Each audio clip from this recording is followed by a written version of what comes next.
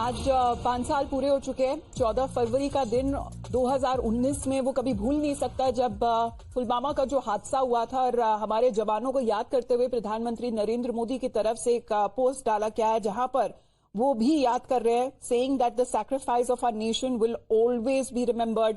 40 से ज्यादा जो हमारे जवानों की जो जान चली गई थी, प्रदीप, ऐसे ही लगता है कि वो कल का ही दिन था, क्योंकि हम कभी नहीं भूल सकते।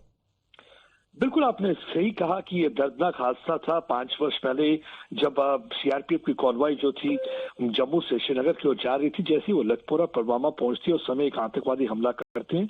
वो एक एक्सप्लोजिव था उस गाड़ी के अंदर, उन्होंने कार बॉम्ब था, जो कार बॉम्ब टकराता है जिसकी वजह से 40 जवान जो हैं शहीद हो जाते हैं। और आज के दिन उसे हर भारतवासी उसे याद कर रहा है, आंखें नम हो जाती हैं जब भी वो याद करता है उस पल, उस क्षण को। और प्रधानमंत्री नरेंद्र मोदी उस पल को याद करते हुए उनको श्रद्धांजलि अर्पित करते हैं, कहते हैं कि ये पल, ये दिन कभी भी भूला नहीं जाएगा। और वो वाकई में किया गया। तो उसके बाद आपने देखा होगा कि हमारी एक शिफ्ट हुई थी पॉलिसी। उसके बाद हमने देखा पुलवामा बॉम्बिंग के बाद एक सर्जिकल स्ट्राइक की गई थी जिसमें जैश-ए मोहम्मद के हेडक्वार्टर को ध्वस्त कर दिया गया था। हमारे जो फाइटर जेट थे वो बिल्कुल पाकिस्तान के अंदर बालाकोट में जाके 65 किलोमीटर अंदर जाके उन्होंने उनके हेडक्वार्टर को ध्वस्त कर दिया था। उसके बाद से हमने देखा कि लगातार एक पैगाम दिया गया था दुश्मन को कि अगर कभी भी हमारे बहादुर जवानों को टारगेट करने की कोशिश करोगे तो आपको बख्शा नहीं जाएगा।